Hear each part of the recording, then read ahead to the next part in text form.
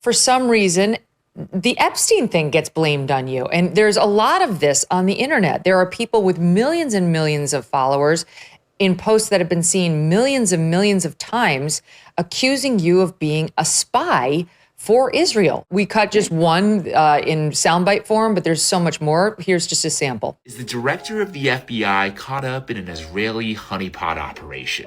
All right, here's the context. Quote, some social media users have wondered whether the FBI and the U.S. Justice Department's refusal to release the list of Jeffrey Epstein's clients could have something to do with Alexis Wilkins, the 26-year-old girlfriend of 45-year-old FBI Director Kash Patel. This is what people online are pointing to, the fact that Patel's girlfriend, Alexis Wilkins, works for PragerU, which is a media company that supposedly espouses American values, except for the fact that it is run by a former Israeli military intelligence officer. Now, I did a bunch of digging, and unfortunately, there's actually not a lot of public information to go off of in terms of Alexis Wilkins' background. She lived in England and Switzerland before settling in Fayetteville, Arkansas when she was 9.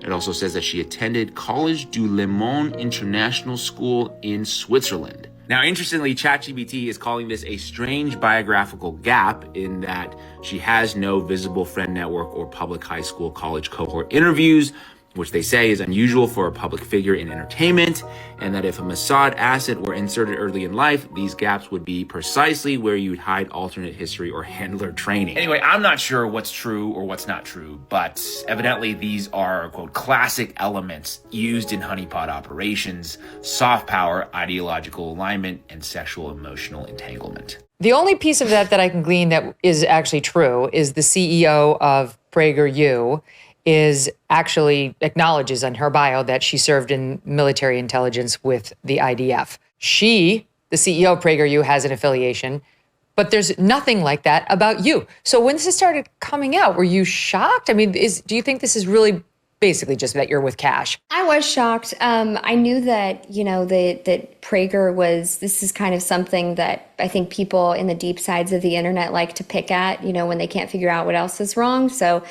some of it didn't surprise me when it first started coming up. I was like, all right, this looks like this is what they're focusing on today.